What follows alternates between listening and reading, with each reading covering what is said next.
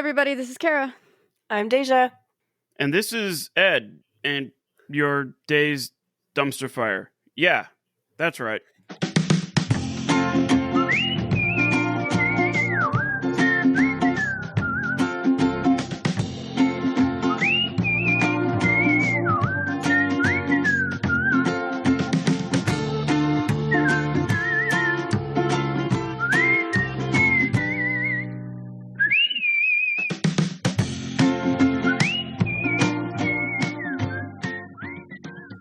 Sure nailed that intro. It's beautiful. I agree. I think it was pretty solid. Yeah. Especially if anybody in the audience has missed their medications, they'll quickly discover that there are two female voices on here, or Kara has multiple personality disorder. The world we never know. I'm kidding. Or Deja can just introduce herself. Yeah, let's do that instead. Hi, I'm Deja, and here I am. Yep. There we've got it. It's me. So, world, you now have 3 teachers talking at you instead of just 2. Yeah, And, I am. Oh, go ahead. You're good. Go ahead. I am a 4th through 6th grade teacher. I'm not middle school. I've got a little bit of hope left. Yeah, you're not as crazy as we are. Well, I want to say crazy. She just hasn't seen the amount of failure that a middle school teacher goes through on a minute-by-minute basis. On our part, mind you. It's the stuff that we screw up It's on. actually me. I'm the problem here. Exactly. I just want to clarify this. Because a lot of our students do listen to us. Yeah, Hey, true. guys. How's it going? Miss ya. Yeah. Hey, class. Yeah, actually, I found out, Kara, that we have a couple of kids in our class, our middle school class, that listen to us. Yeah. So it's literally like half our audience are our students. I take that as a and their great parents. compliment. And yeah, you're right. And their parents. Hey, guys, we appreciate you. Well, I had one parent come up to me. This was like the first week of school. A parent came up to me, and they're like, "Yeah, my daughter tells me that you have a podcast." And, sure do. It's Days Dumpster Fire, and she's like, "Oh my God, I've never met a podcaster before." She thought that I was like Joe Rogan. Like she thought that I was a celebrity. I'm like, no, we have about a half a dozen listeners, and it's great. I think that's more than me. So I'm just throwing that out there. Well, no, you're part of this mess, so you get to partake in the glam and glory and the fashion of being a podcaster. Oh, the Gatsby of it all. It is interesting. I'm learning a lot. Especially about talking into a mic. Yeah. Oh, yeah. Here. Yeah, guys, okay. Just so you were aware, Deja and Ed spent like a solid 15 to 20 minutes just talking about how to position the microphone while I'm waiting. Okay, look, in our defense, it's really important when you are talking. No, that whole is time. That's a very fair point. We don't need judgment today, Kara. Sorry. Well, I don't know. It's not so much a fair point as much as that I am such an audio nerd Karen. I'm an audio Karen. That's what I am. Like, fair. You should have heard the gasp. The gasp when you heard my voice so clearly. Oh yeah, when you got your voice box right up to the mic, and I'm like, wow. I've tried so hard. This is the reason why I've spent hundreds of dollars on this microphone, just to try to get that effect, and then all you have to do is be like, up to the mic. Hey guys. Thanks, stepdad. You're doing it again. Yes. Okay. All right. So what Deja. We now that we have Deja on here, and Deja, well, the 3 of us could sit down and write a book about trash can fires. I feel like if there's 3 human beings on the face of this planet that has seen well-laid plans of mice and men just go up in smoke, it's us. And Deja is a triumvirate here that can really, really take it to the next level. So I'm curious, Deja, what do you have as our honorary co-host here, tri-host? Tri-host. Yeah, there we go. What do you have for a trash can fire? Well, just like the smallest pot fire, I was freaking out today because Kara gave me 24 hours to figure out what I was going to say for my trash can fire. So that's a small little pot that I had to put out. I thought that was enough time. No, not when you're type A. So a little bit of background on me. I have a lot of brothers and I have a lot of boy cousins. And with brothers came sports. I was 12 years old at the time, and my oldest brother's 5 years older than me, so 17. And I wanted to be one of the boys so badly. I just wanted to play football so bad. And for the longest time, I was like, Trey, please, like, let me play. He's like, no, I'm going to hurt you. I'm going to hurt you. You cannot play tackle football. Well, I begged a lot more. And finally, he's like, all right, here, put some pads on and go that way. So I went that way. And then he went straight full force, no hold back, right into me. I'm already small, very small. So imagine me at 12 years old, same size. That was not a good, I had no soul left. I had nothing left in me. So I just really put myself in such a bad position, knowing full well I will not be alive after this. I'm alive. Here we are. Yeah. Like, I'm wheelchair bound and paralyzed from the forehead down, but other than that, I'm doing great. I got a collapsed lung, but we're breathing. We're breathing. Hey, you only need one lung. That's right. What's that song? Still alive, but I'm barely breathing. Oh, yeah. There you go. See? Theme song. I like it. I like it. What a perfect segue into our episode. Actually, yeah, that was great. Yeah. Hey, thanks. So, Kara, what is our little show about? Because it's very different than our last episode, which was about inhaling lead fumes. This one, I feel like, is a completely different. We are in uncharted territory, I guess you could say. Yeah. So, for this one, it's a little bit more lighthearted than some of the ones that we've done in the past. We decided to do 2 or 3 failures or funny things in the music industry. So the 3 of us went down some rabbit holes to, first of all, figure out what kind of failure we wanted to talk about. And second of all, how funny can the failure be? And I think the 3 of us landed on some pretty good ones. So, it's not like a full-fledged episode of a single topic. It's more like a little vignette of 3 topics that are smaller. I sorry. Didn't mean to Go cut for you off it. No, you're okay. I think it's one of those things where if you are a musician, you are part of your salary or job description is to take things to another level. You've got to okay, you look at Lady Gaga, incredible voice, incredible talent, but it's just not the same if you don't show up to a Grammys wearing a meat dress. It's or you could take somebody like, okay, Marilyn Manson got a fair amount of talent, but it's just not Marilyn Manson unless you're showing up as like Marilyn Manson.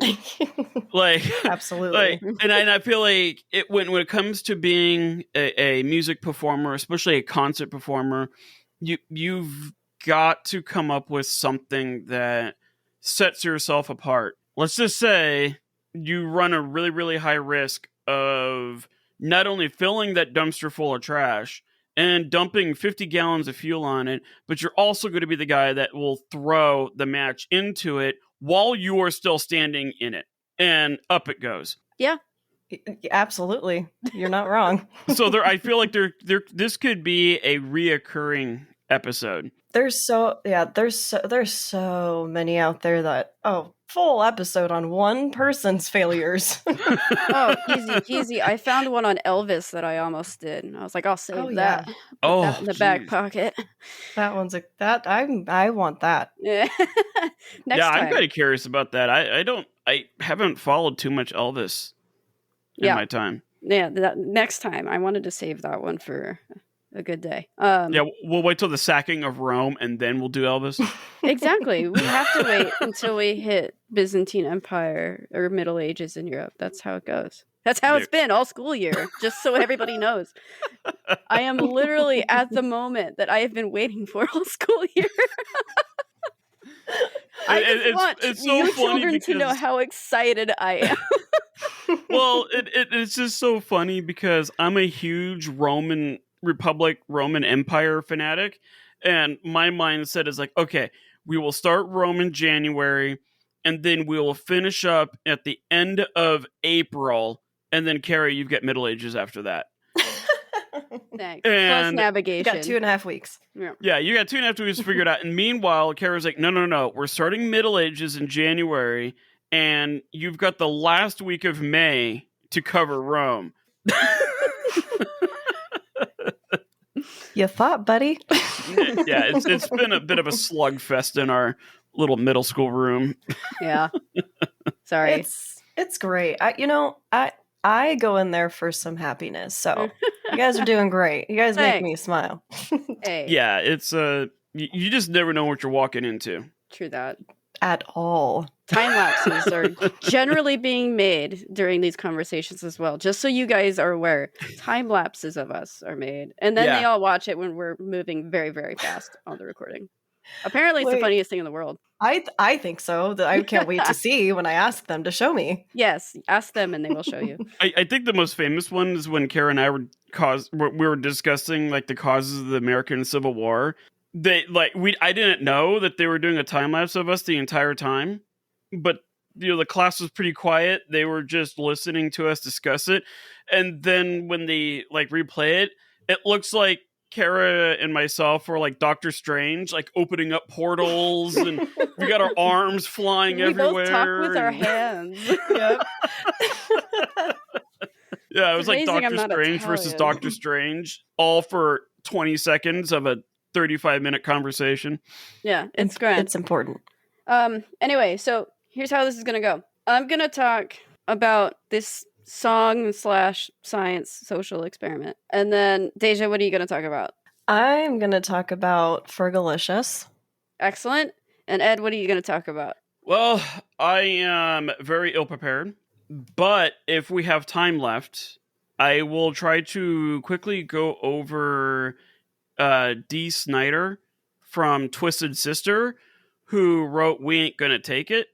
And it seemed like all these parent groups, including Al Gore and his wife and everybody, went after the famous Filthy 15. These were bands and music producers that they deemed were like the worst of society and wanted to censor them. But then a dude comes in wearing makeup, jeans, a tank top, and wild hair, delivers one of the most amazing speeches in music history and just absolutely destroys the politicians. Sick. So if there's time left, I'm going to cover it. If not, we can make it its own episode. But I honestly don't know anything about Fergie, and I know very little about this most unwanted song. So I'm all ears. All right, cool. Okay, so I'll start. We're going to talk about a song called The People's Choice, the most unwanted song. It was created in 1997 by two artists named Vitaly Komar and Alexander Malamid. I'm so sorry, dude. I'm trying. Anyway, the project started from a similar one done before, probably around 94, called The People's Choice, the most wanted painting and the most unwanted painting. So it started as a painting project, and what they did was they organized a public survey, and on their survey were different aspects of painting and art that people liked and didn't like, right? It's like a basic survey that you would take. And out of that, they released a book called Komar and Melamid's Scientific Guide to Art in 1997. So basically what they're doing is they're taking all the general aspects of this public survey that the public likes and dislikes, and they make paintings out of it. And they made it a book, and then they released it. Their goal of all of this was to show that the general public could hold a respectable opinion of art, and people don't have to be art snobs to appreciate or separate the good art from the bad art. So it was kind of like trying to prove that the general public can understand art the same way an art critic can understand art. You don't need to be a genius to figure it out. So after they did this and they sold some copies or whatever, they met with a composer and neuroscientist named David Soldier, and he's actually a pretty interesting dude. He's still doing stuff. The three of them decided to do the same exact experiment, but using music instead of painting. And you can find the survey from 1995 on David Soldier's website. If you want to check it out, I downloaded it and I read through it just kind of out of curiosity. And it's a general survey, almost like something that you would get on a college campus. You know, professors are handing out surveys or students are handing out surveys and that kind of thing. It's something very similar to that. And it's asking questions like, what's your favorite instrument? How long do you prefer a song to be? Do you have a preference in how loud the music is or versus how quiet the music is, how fast it goes, all that kind of stuff, right? So it's actually rather detailed. It doesn't just ask you what your favorite genre is and who's your favorite band. Like, no, it's actually pretty darn detailed. So the results for the most wanted song came out to be a compilation of 3 to 10 musical instrument combos.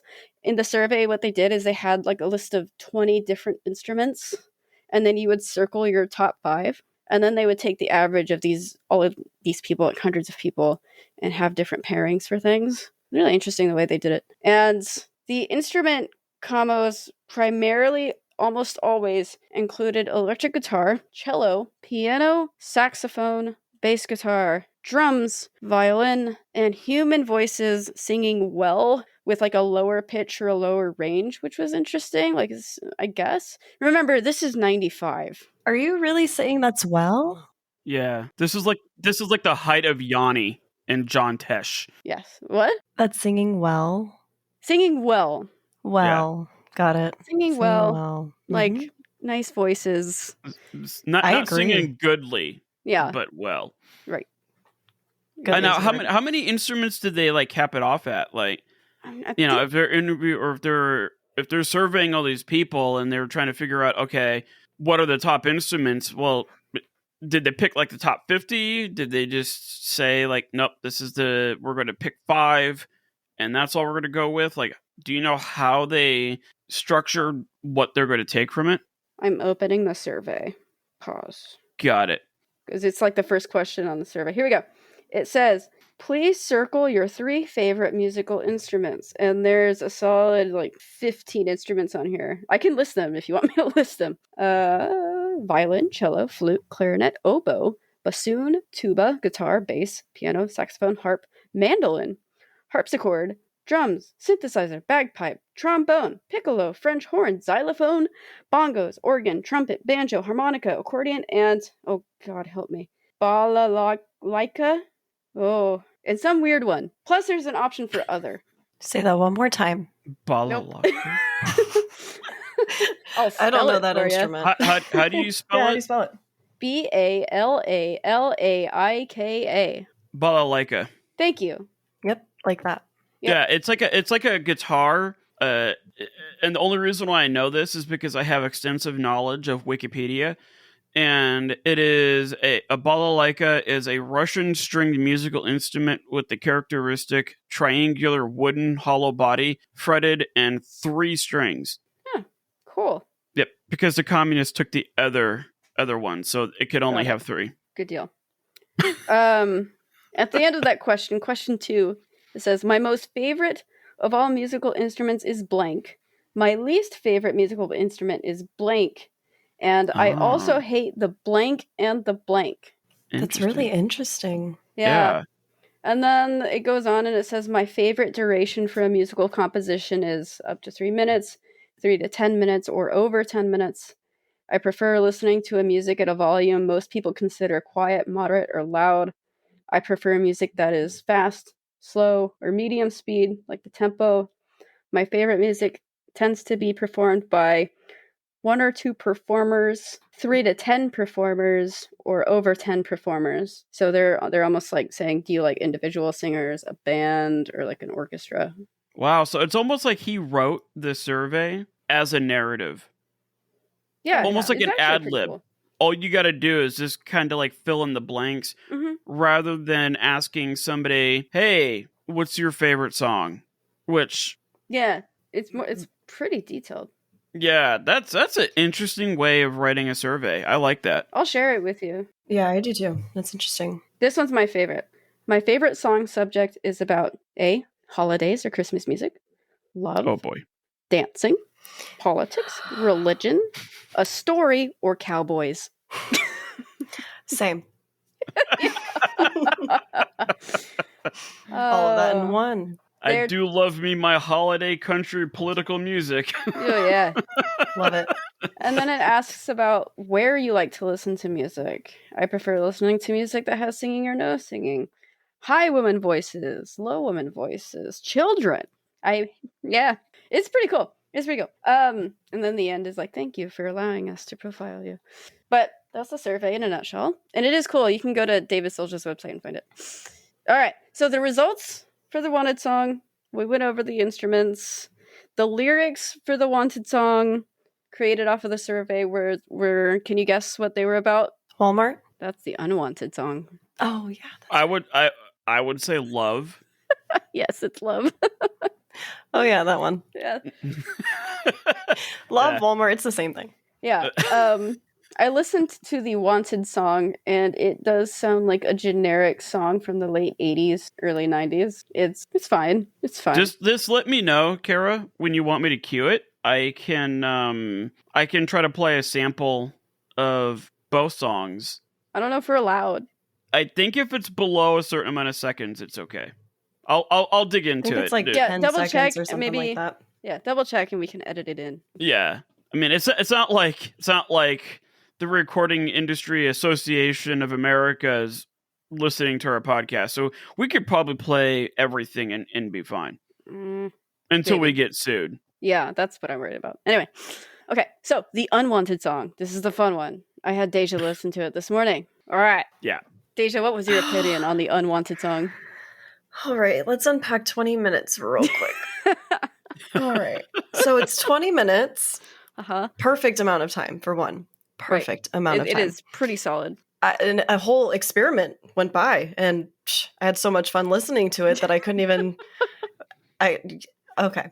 So my feelings towards this song are confused, uncomfortable, overstimulated, and confused. Perfect. That's it. All right. Good deal. Ed, you listened to like 15 minutes of it. Yeah. The way. Enough said.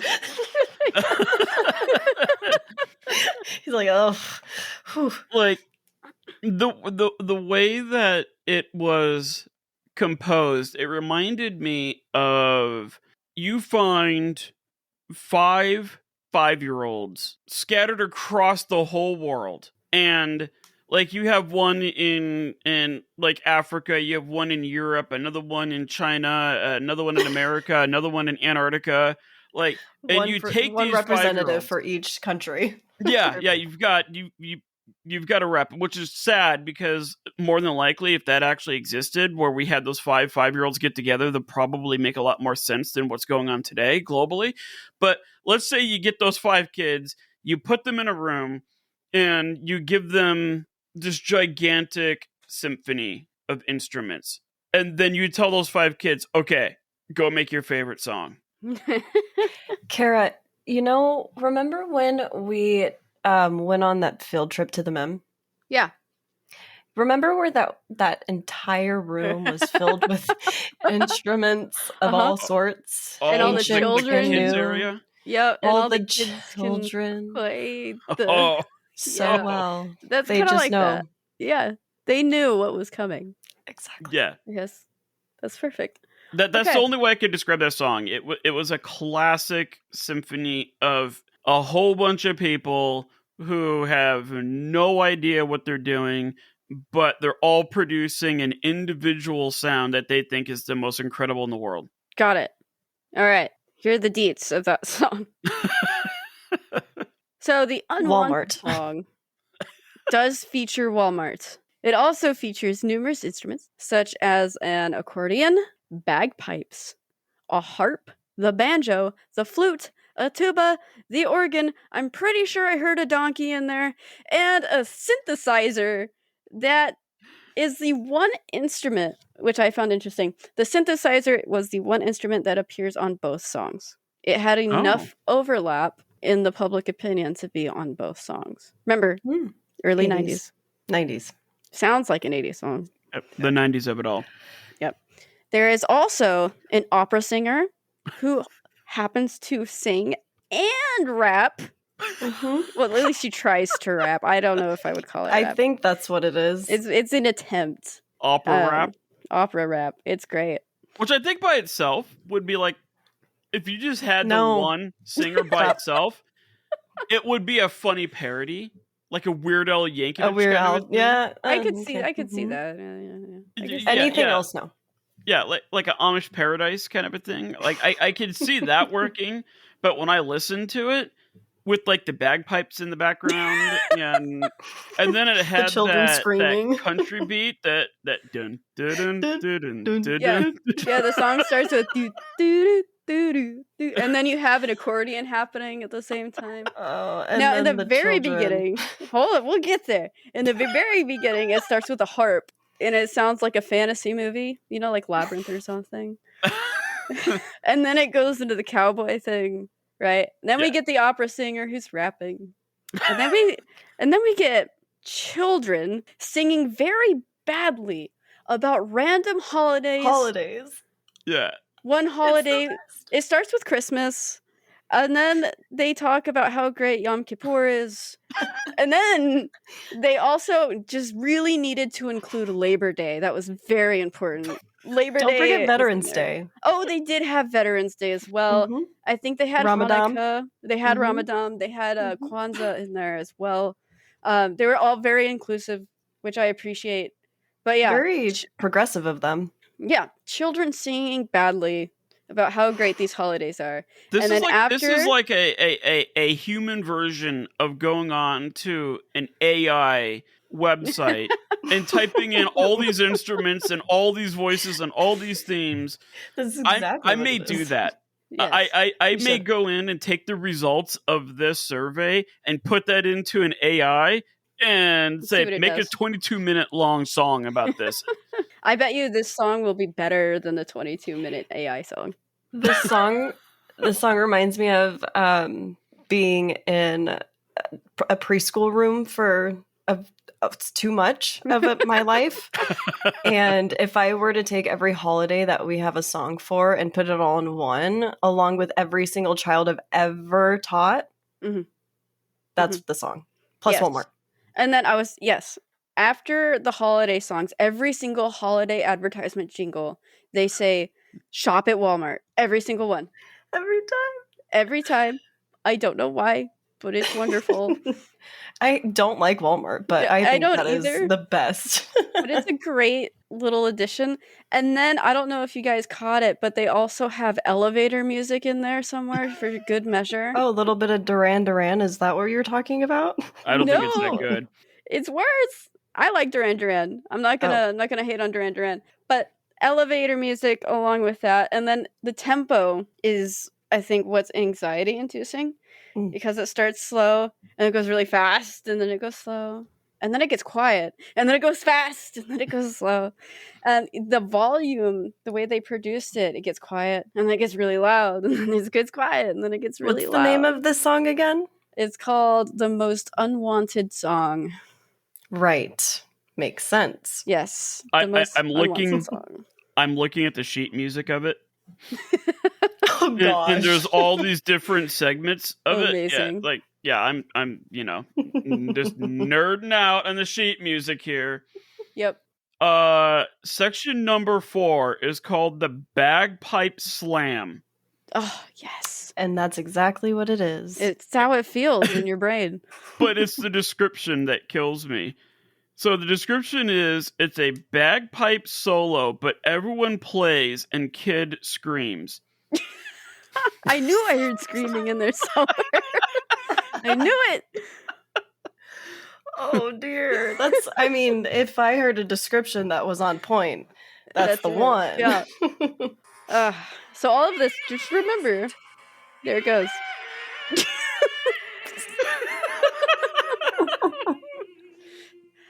Oh my god. That's the one. There it is. There it is. Remember, this was all done on purpose. It was purposefully done bad. If you go onto David Silger's website and you read through like his results and his conclusions and stuff, at the end of the Unwanted song, he writes, quote, "Fewer than 200 people of the world's total population would enjoy this piece," unquote. There's the dumpster fire right there.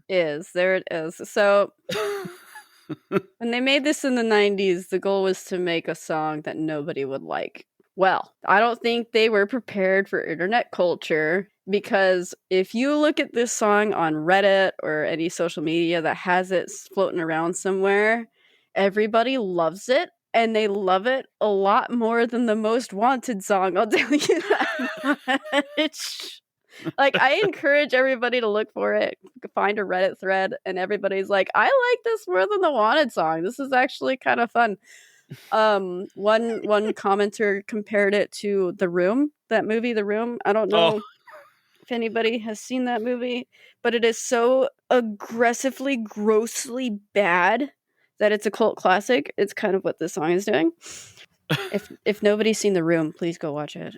Oh, it is so bad. It's amazing. Yes, I don't exactly know. It. Is this movie, is it a scary movie? No, it's just cringy. Yeah. I've never heard of this movie then. It's epic cringe. And in fact, when I was working, side story, when I was working in West Hollywood at the deli, the guy who made that movie was a regular. He would come in once a week, and he would get sliced turkey, sliced on a one, I think, or maybe a little bit thinner. And then he'd leave, and then he'd come back. And he has the same accent that he has in his movies. That is not fake, ladies and gentlemen. That is a real thing he does. But super nice guy. I mean, super nice guy. I have nothing bad to say about that guy. The issue is that he has like the wrong inflection to everything. It's like watching original Star Trek with Captain Kirk, and Captain Kirk isn't anywhere nearly as bad as this guy. But you know how Captain Kirk likes to pause in between individual words. That was fun. Yeah. You're welcome. That lives rent free in your head for the rest of your life.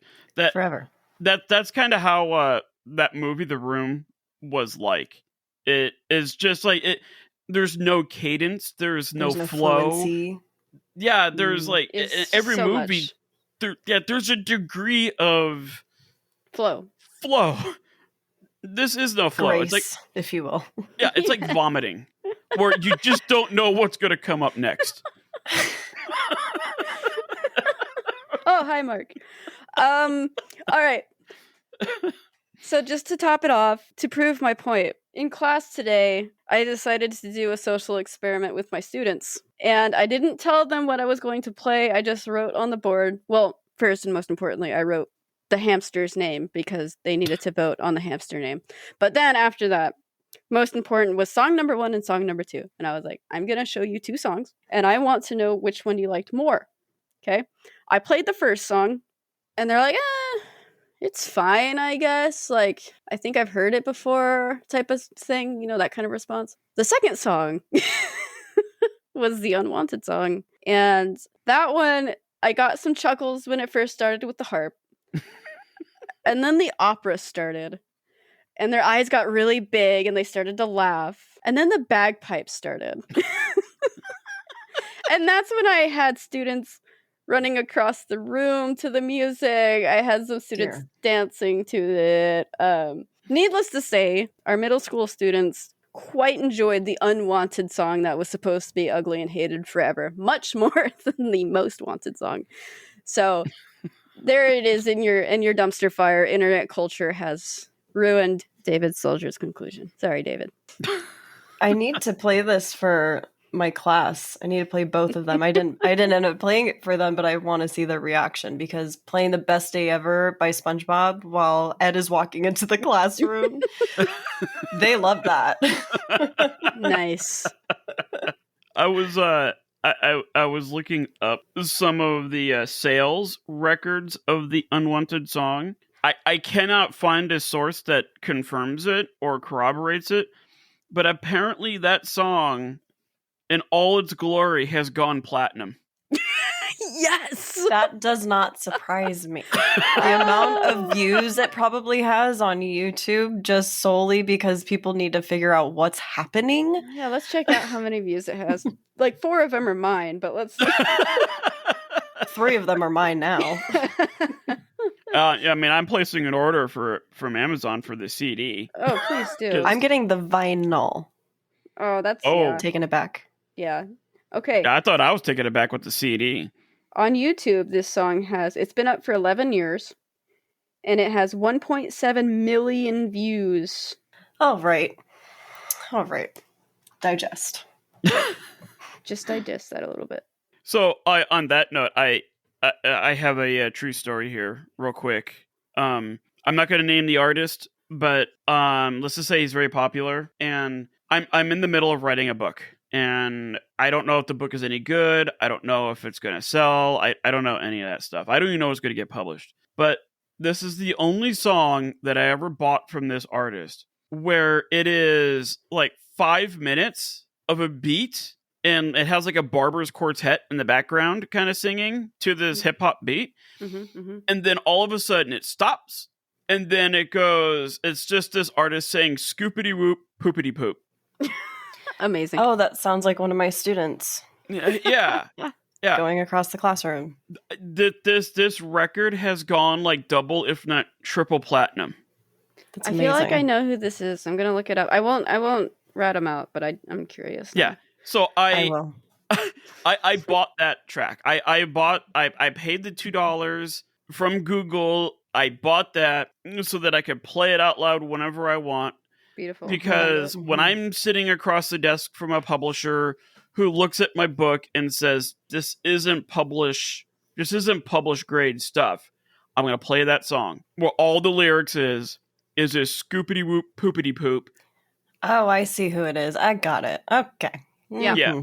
I mean, it tracks. That tracks. Yeah. Yeah. Sure does. Yeah. He's a little, he's eccentric. He has his own clothes he's there. on. He's out there. He's there. He's unique. Yeah. Mm-hmm. Yeah. And so like, special. if that action gets published, but my book doesn't, I'm going to play that song. And I'm probably going to play this song. I'm going to make that editor sit and listen to the most unwanted song for 22 minutes. Like, Oh, I would love that. if you have an opera singer singing about country music while kids are singing about their favorite holiday of Labor Day with bagpipes and a horn in the background. Yeah. All right. I think okay. So hear me out. I think I can get this done. So I can try to do the opera. Okay.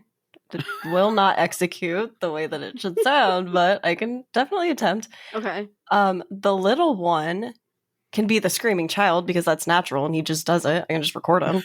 True. You do have a toddler at home. Yep, and he screams a lot. Yeah. Not like Ramadan. He's not saying like that, but he's definitely saying mean things that make me frustrated. But I don't know how to play the bagpipes, but I have YouTube. I think everyone learns from there now. But I got this. See you Monday. Let's just say it doesn't have to be played well. We can try we'll do our best. No one said I was going to do it well. See? Yeah. We can No do one. it. Yeah, anybody can ride a horse. Just to what degree? Right. How many times that we fall off, that doesn't matter. Save a horse, ride a cowboy. That song, you know?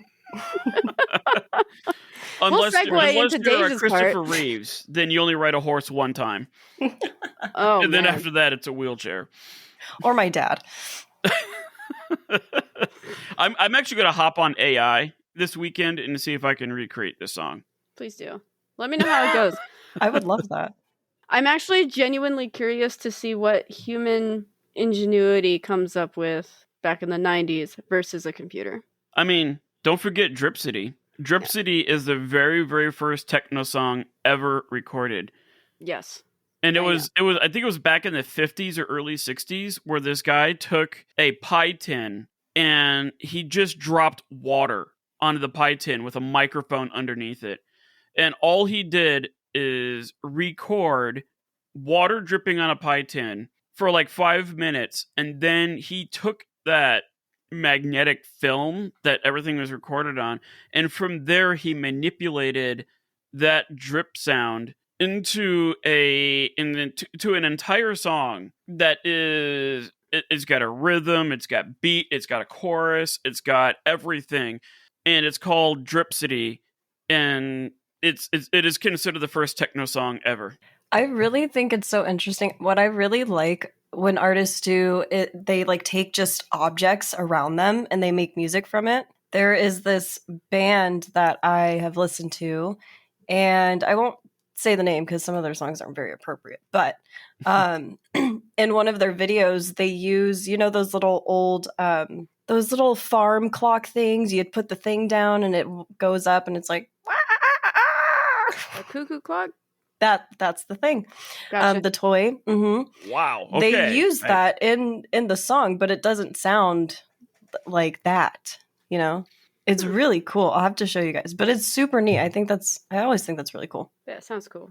I think it sounds cool. I just find it funny how somebody actively tried to go out and be like, okay, guys, this is what the worst sound or worst song in the world sounds like. And then it turns into a hit. Yeah.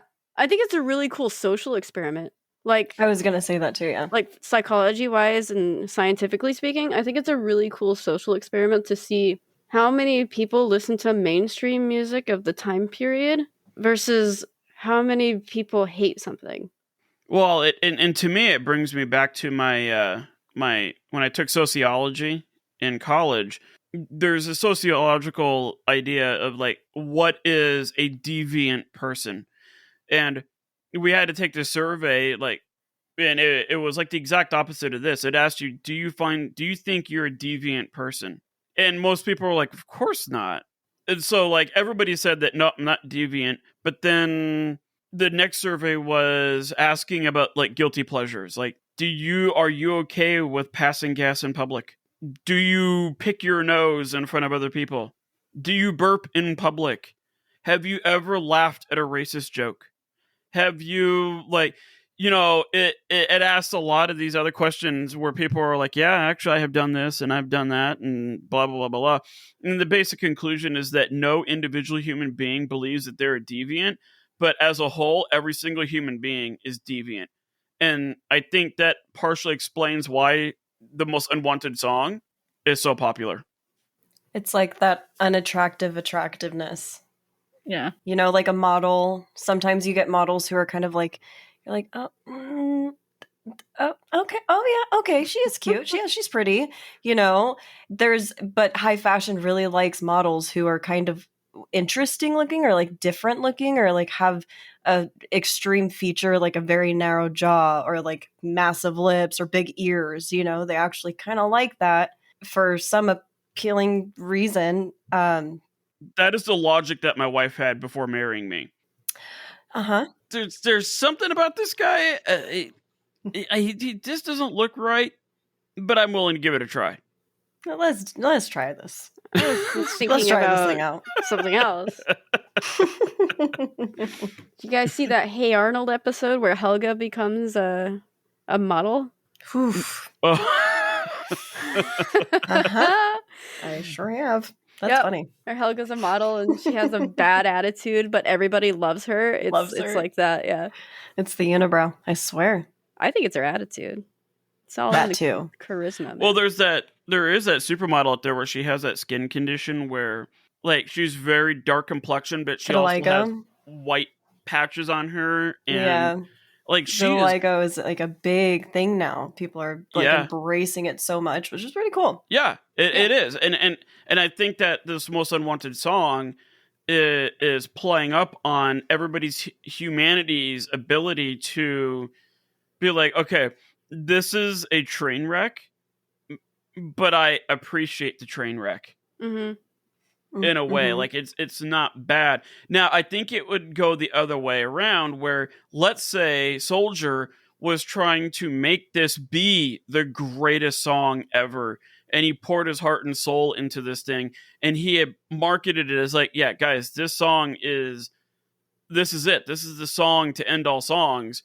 Then I feel like this would just blow up in his face and ruin his career and all that. So I guess it all depends on how you market it. Yeah, I can see that. Yeah. There's a science behind like frequencies too, what attracts people to like certain pitch frequencies and whatnot. So it's very interesting to look at that from like a science point of view too. Yeah. No, that's one for the books. I would have never heard of this before until now, especially when this took place in 1995, where I was being born. Yeah, you were being born. Kara, you were what? 4? 3? Yeah. Meanwhile, I'm staying up at 10 o'clock at night with my mom trying to fix the rabbit ears on our television so we could watch PBS. And they would always do those stupid fundraising things. But I remember we finally got the rabbit ears to work. And there was a very, very famous composer at the time, Yanni. And he had announced that he was doing a concert at the Acropolis. I think it's his most sold album to date, but it's Yanni live at the Acropolis. And I remember watching this because it has a full-on orchestra. It has a full-on brass section. It has its own percussion. It has electric guitar. It has a harp. It has the full range of musical instruments. And my mom and I were just looking at each other like, holy cow, this is absolutely... It had an electronic component. Like, there's no way we had ever heard of anything like that before in our lives.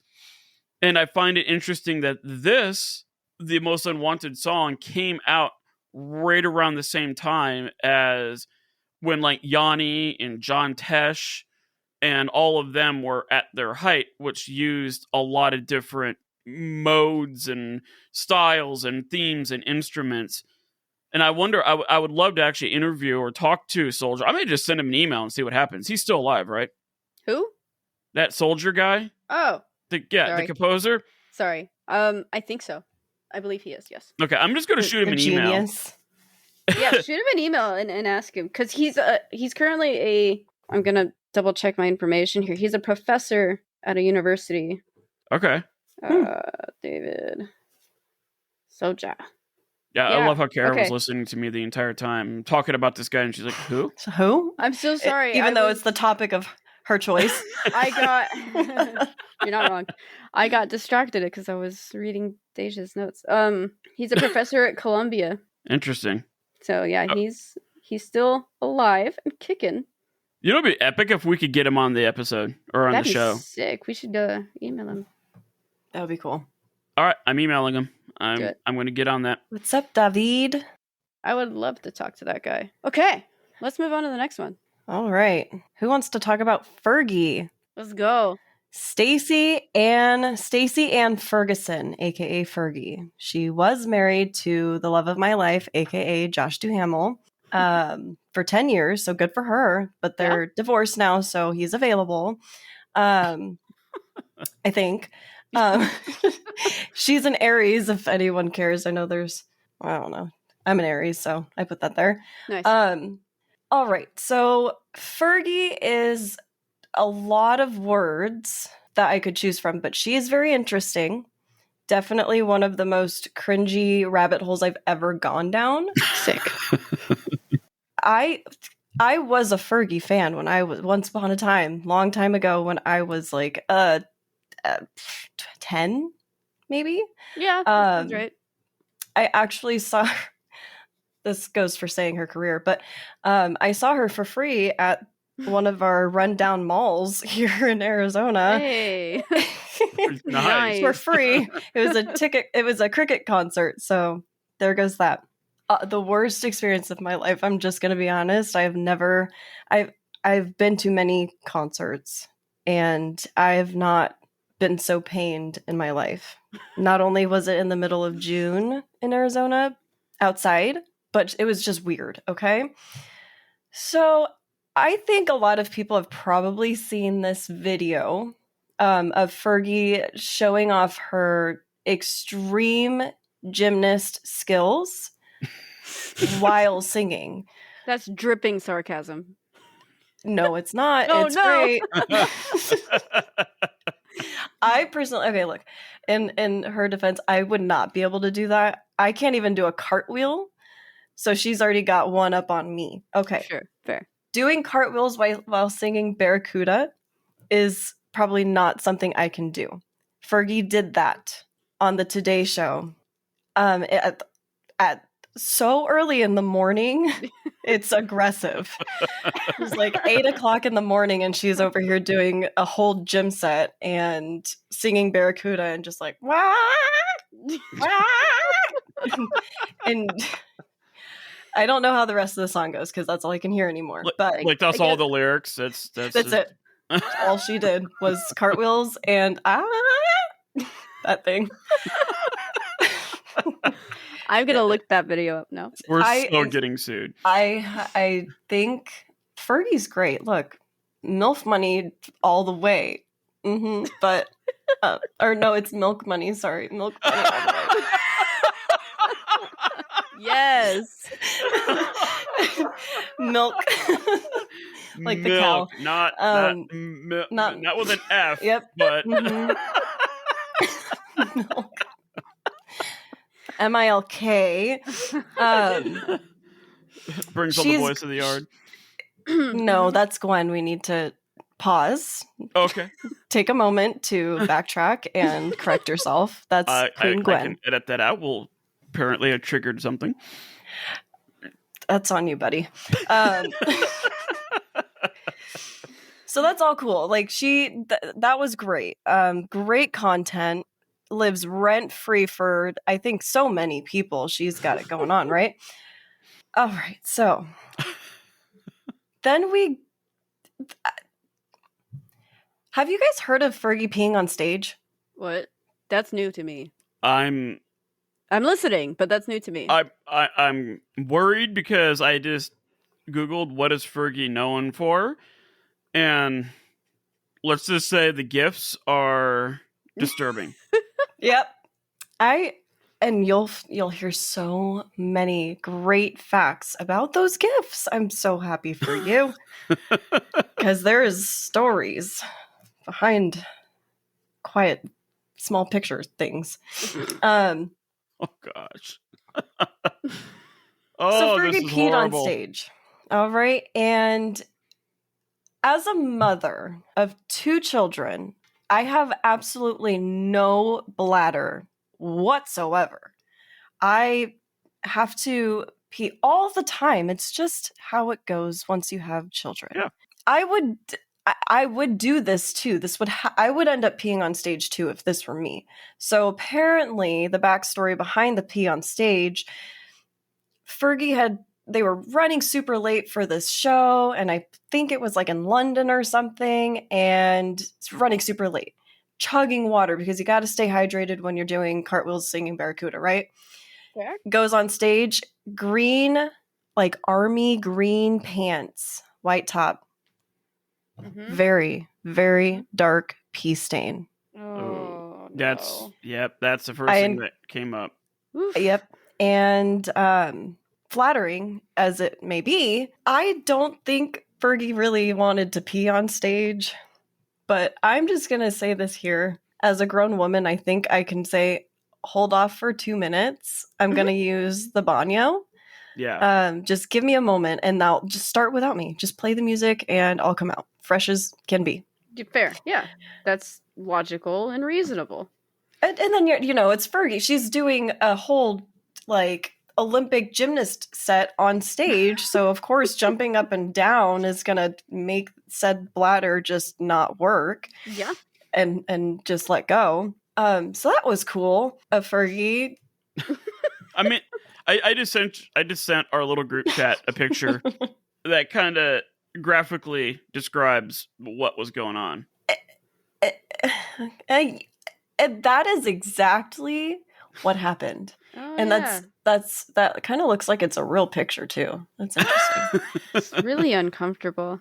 It's very, I don't like it. I'm gonna stop looking at it now. Yeah, I'm gonna stop.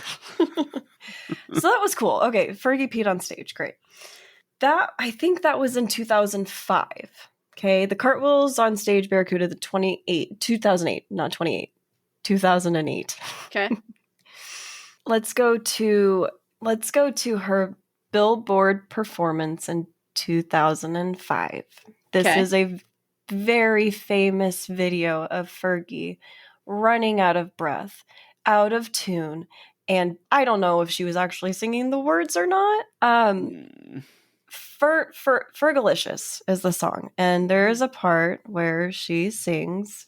No, she raps. I'm sorry, she raps. Mm-hmm. And she's like, every time I come around, but this kind of around. That's what she sounded like too. Is this another one we can YouTube? I think. Oh gosh, all of these you can YouTube. Yes!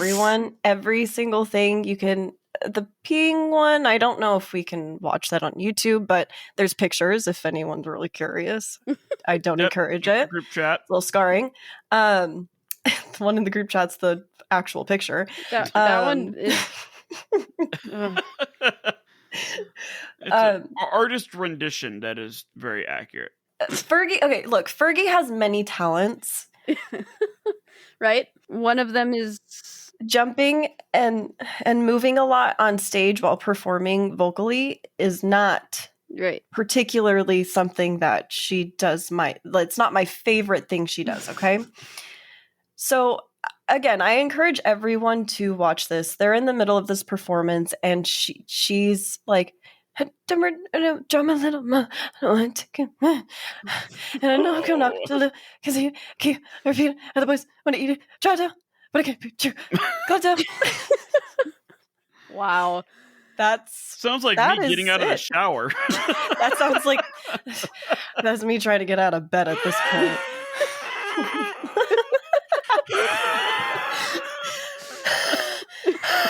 Oh no. Oh no. Yeah. Oh. And I have asthma, so that's not good, okay? Let me turn up my amp here so we can get the full effects. Just like that, everyone. Oh, thank you so much for that.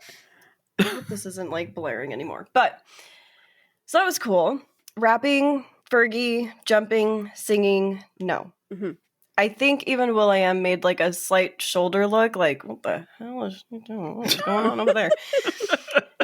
Homegirl needs some asthma, or like she needs a she needs an respirator. An inhaler, not a respirator. Well, I have an inhaler. Yeah, see, she needs one of these. Yeah. I use it and it works. Maybe I can. I'm going to try what she did, and then I'll tell her how I feel and say, I recommend this. Right. If she's still on stage, that's... Anyway. Well, that goes into our next... Thanks for the Subway. You Subway. Got you. Thanks for Subway. Eat fresh. Subway. I do like their turkey and ham and bacon. Their chocolate chip cookies are pretty good. Not the sandwiches. Anyhow, do you guys remember in 2018 when we had that awesome NBA All-Star game and Fergie was asked? How can one forget? Yeah, okay, good. Yeah. I'm not the only one. Trauma bond. Oh, yeah. Hold on, I'm Googling NBA and what that stands for. Not Bacon Association. Yeah, the National Billiards Association. Perfect. You got That's what came up. We love pool. There we go. Yep. Kara, that's actually come up a couple times today, pool. Yeah, that's like the third time today. That's pretty funny. It is. Also, it's from France. Yeah, it's not American. It's not American. Yeah. We'll have to Anyway. tell you that story later, Ed. Anyhow, Okay. so pa the ra pa we wash.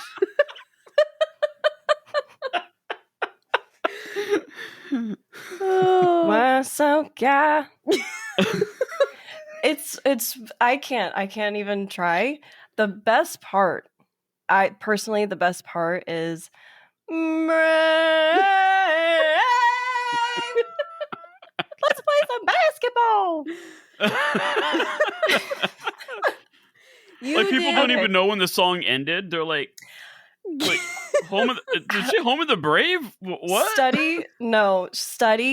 Please study that video. Study the video, the footage. Mm-hmm. Look at every single person other than Fergie. Lips are tight, nostrils are shaking. I just want to say that you sang exactly the way that Ed spoke when he was trying to be Captain Kirk. Like maybe exactly the same thing. Actually, Fergie is Captain Kirk. Oh, we cracked it. We did it. Yep. Facts. Look it up. Yep. Anyways, I'm actually watching the video right now. I encourage. And you can see the National Guard behind her. They're kind of like glancing at each other, like what? Cannot. No. Yeah. And then you see, I don't know anything about basketball, but you see this guy. He's at the very end. He's just like, I can't do it anymore. Looks down, laughs, can't do it. And then there's this one player. He's like Steph Curry. Yeah. He's looking at the giant screen, and he's like rocking back and forth with the most confused look on his face. Yep. Same, bud. Same every time. And you know, as I was doing this rabbit hole, and you know, we discussed this this episode, and you guys asked me, and then Kara was like, when you think of celebrity or like music fails, what do you think? I think Fergie was the first one, and the second, and the third, probably. Nice.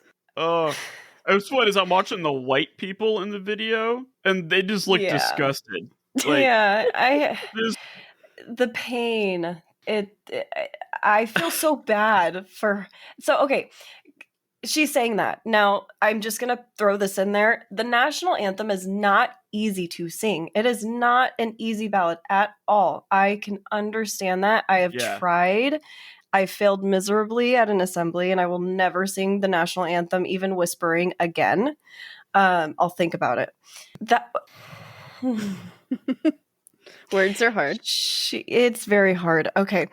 So her take on this, the reason why she did it the way that she did is because, and I quote, I've always been honored and proud to perform the national anthem, and last night I wanted to try something special for the NBA. I'm a risk taker artistically, but clearly this rendition didn't strike the intended tone. I love this country, and honestly, I tried my best. That makes me sad, okay? And I'm a huge empath. That makes me uncomfortable. Although, as a musician, I think I know, as a not professional musician at that, my limits. Yeah. Mm-hmm. Mm-hmm. I hope my friends would tell me when I don't sound good, and I don't think Fergie has the right friends. That's fair. As you can look at the group chat, you can see like this poor guy. I just took a screenshot of it. He's like, what is going on? Oh, yeah. That look says it all. Yeah. That was my whole rabbit hole face. and it was. I love research. This was something that I had a really hard time and a really fun time with. It was very, very fun. My favorite part of it was actually looking at all of the national anthem fails, and let's just bring up like Chaka Khan, Michael Bolton, Clint Bowers. Oof. All right. There's some rough ones in there. it's just not easy. It's not easy, and I It's can a hard song, understand. yeah. It's just, if it's not an easy song for you to sing and it's not gonna, you're gonna hurt yourself trying to sing it, don't chop it up. Just make it a different tone. Like, make it softer, but not like, hurts me. It was both soft and aggressive and like sexy. And I don't think of the national anthem and I think sexy, personally.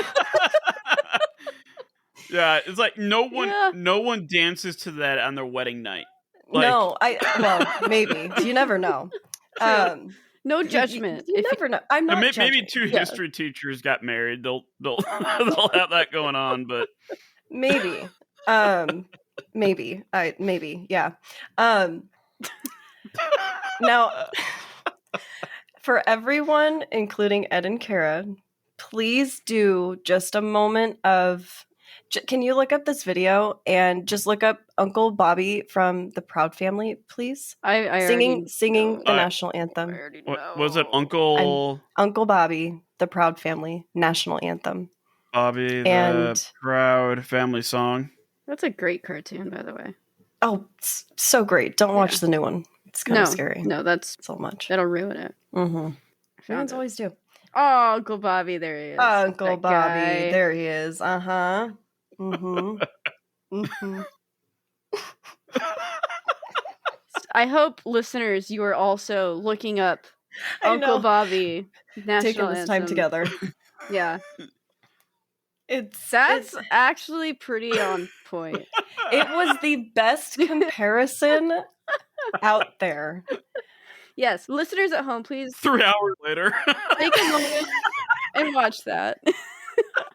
Uncle Bobby, Proud Family, Yes. national anthem. You're Go watch welcome. it. Go watch that, and then go watch Fergie's performance and compare, and then come back to us. I would like to know your opinion. And then watch the Uganda war videos. For science. Oh yeah, who killed Captain Gosh. Alex? Man, they're killing us, man. Shout out. Oh my goodness. All right, so Fergie. All right. So okay, national anthem happened. That was in 2018. 2018. She did have to set, that quote was her, and that was her apology. Actually, it was so like embarrassing as the country collectively that she just she had to say sorry. Everybody took a collective sigh. Yeah. Yeah, Mhm. I think the sounds that we just made were exactly what went down after that performance. There was a moment of silence, but it was like gathering thoughts. Yeah. Like uncomfortable processing silence. Yeah, like thumbing. And then of course you got the guy in the thumbs. background, like 15 rows above you. All you can hear is Jesus. No, you got that one fan, that one down fan who's like, whoa! Yeah, the one guy. Fergie! You're a Go legend. Ferg! It's like, yeah, literally. Queen. Okay. Now, I decided, and I kind of told Kara this, I was not going to add this last bit about Fergalicious, aka Stacy Ann Ferguson, aka Fergie, aka Ferg. Perfect. Nailed it. I didn't put this part in because you'll find out, okay? Kara said, I can't play the audio, which, okay, fair enough. So she said reenact it. So here you go, ladies and gentlemen. Ladies and gentlemen.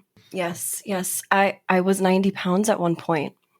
Okay. All right. What was your rock bottom? My rock bottom. My brain had been playing a lot of tricks on me. I thought the FBI was after me. You're kind of like living in this alternate reality. It's very strange. Oh, okay. And this is where Oprah cuts her off. Were you doing it every day? Yes. Okay. Yes. And I started to really get paranoid. So I went to this church and I couldn't get that out because it really sounds like she's about to push a little poop out. But She's powering down. Yeah, she's like, And and I thought the FBI and the SWAT team were outside of the church, and this is what the drugs were telling you. This is what the drugs were telling me. Yeah.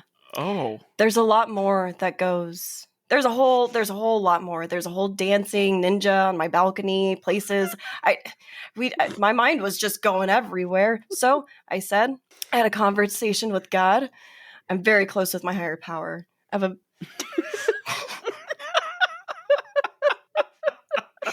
You're doing good. Keep going. yeah, was that? you're nailing it. All right, my eyes are tearing up. Okay, I'm so deep into this. I feel her so deeply. So I said I had a conversation with God. I have a very strong connection with my higher power. I said, all right, if I go out there and the FBI and the SWAT teams are not out there, then it's the drugs. And I'm stopping. The logic is so indicative of being on drugs. But if they're out there, then obviously I was right the entire time. And it's all a big conspiracy. So obviously I went outside the church. They actually kicked me out. You know you've gone done messed up when you get actively kicked out of a church, like John Wick style. Like the church said, no. Sorry. No. God can't help you. He's not as perfect as Unsaved. we thought. Can't do it. When you're thrown out by the clergy, there's a problem. Abort mission. So, anyways, all right. So if they're out there, then obviously I was right the entire time. It's a big conspiracy. They actually So obviously I went outside the church. They actually kicked me out. And there was no SWAT team. There was no FBI. Just me and God. Did you keep your promise? I kept my promises. That day. And that was it. How long were you on drugs for? I'm so sorry.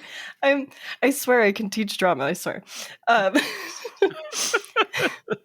How long were you on drugs? How long were you in this spiraling down? It was very quick for me, actually. I was very lucky. I went crazy because that made me stop. It was a year. Almost a year's time.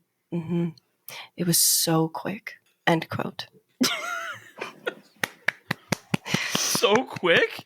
So she was on drugs for a year? So quick. And then she got off of it? Or well, so she was long story of Fergie's weird ninja balcony having church going story, meth also. She said it also took a year for me to stop seeing random. I'm sorry. All right, I got this. Yeah, I can't do it. Okay, all right. It took a year for me to stop seeing random bunnies and bees.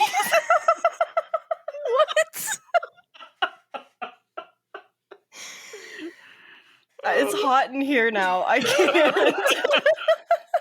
Don't do drugs, kids. No, the long story short, so she said she was seeing random bunnies and bees, okay?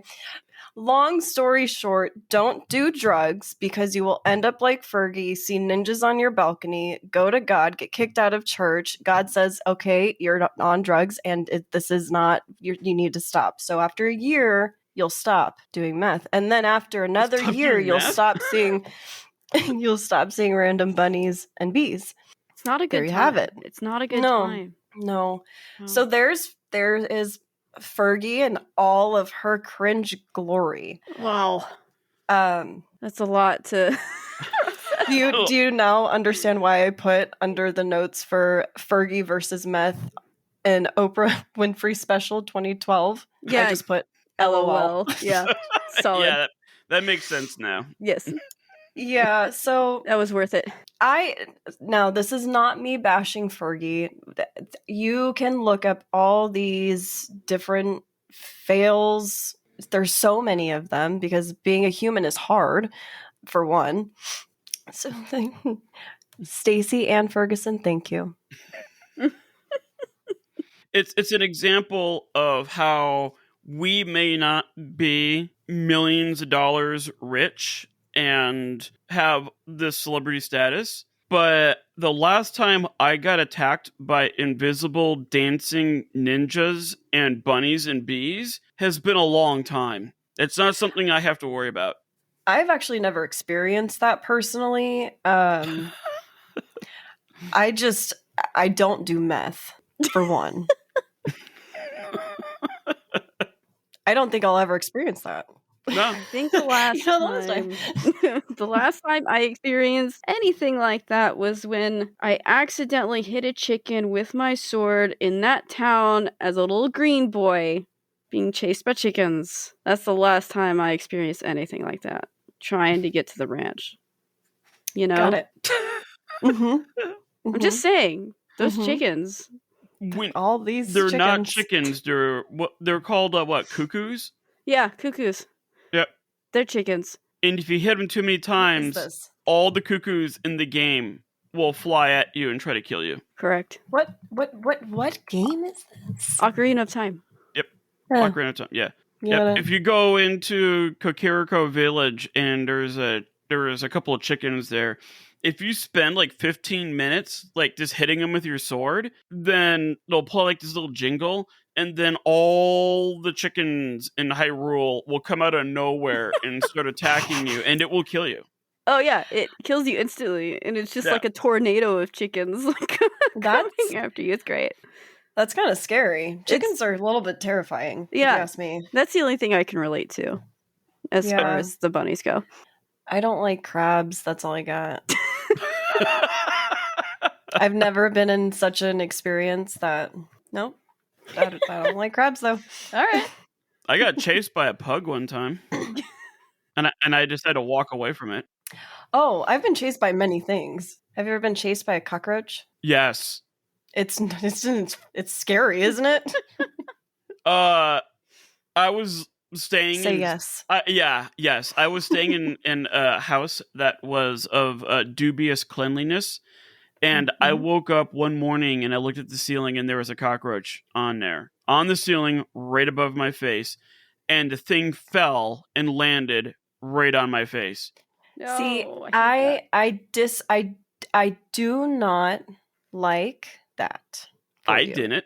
I don't like that for you. Being in property management, I have this like really I can't do roaches, but I can do any other bug. But walking into an apartment where it looks like the floor is an ocean of Ugh. cockroaches, Ew. absolutely Ugh. not. Opening a door and the cockroach crawls from the other side of the door onto your hand, vomit everywhere. I would just burn the place down. Yeah. Oh, wow. I wish I could. I don't know how they got rid of that because I couldn't do anything to help. Yeah. No, when that happened to me, I immediately called my wife and like, we're moving out. Yeah, no. Mm-mm, yeah. And by the end of the week, we were out. I Yep. was not going to deal with that again. But here's a grown man, though. In my daughter's room behind me, there's a mouse living in there that is terrorizing her. You're throwing your pit bull in there. Yeah, Go get okay, Pookie, go take care of it. You got this. You got this. As I'm picking up her dog poops in the backyard, and you see this little mouse face sticking out, that I know she's got it. No, I don't like it. I don't like that. Speaking of mouses, can I just add in one more small dumpster fire? No, this is like a Trash can? Yeah. it's kind of a trash can, but Yeah. it's just I don't know. I thought it was so funny, and I was like, let me just tell him. So Demi Lovato, okay. So she did this interview at a 2015 premiere, okay, and the interviewer asked Demi Lovato Mhm. what her favorite dish was. I don't know if you guys have seen this, but she says a mug. Okay. A mug. Yep, a mug is her favorite dish. Like a coffee mug? like a coffee mug. Okay. Just making sure we're on the same page. We are. There's not the like fire. not like a steak and eggs. No. No. Your favorite dish is a ceramic mug. Country fried steak, nothing? No? Okay, mug, got it. Okay. Cool. So her reason for the mug being her favorite dish, because it has a handle and she likes coffee. Right. Mm-hmm. Okay. It could have been like my favorite dish is coffee salmon. and a pastry. Yes, see? You know. Nope. No. Why are we not famous? You know what? There are so many questions I have for this world. It's like, if that's all it takes to become like stupid successful, then what are we doing wrong? Or do we just need to collectively reduce our IQ by 30 points each so that combined the three of us equals 1.5 normal human beings in IQ points?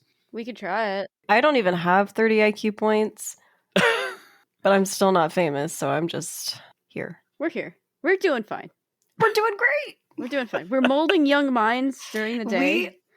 We are crafting. Just crafting. At beautiful night, content. We're not doing that at night, but... But you know what? Demi Lovato's favorite dish is a mug. Really good to know. It's important. It is.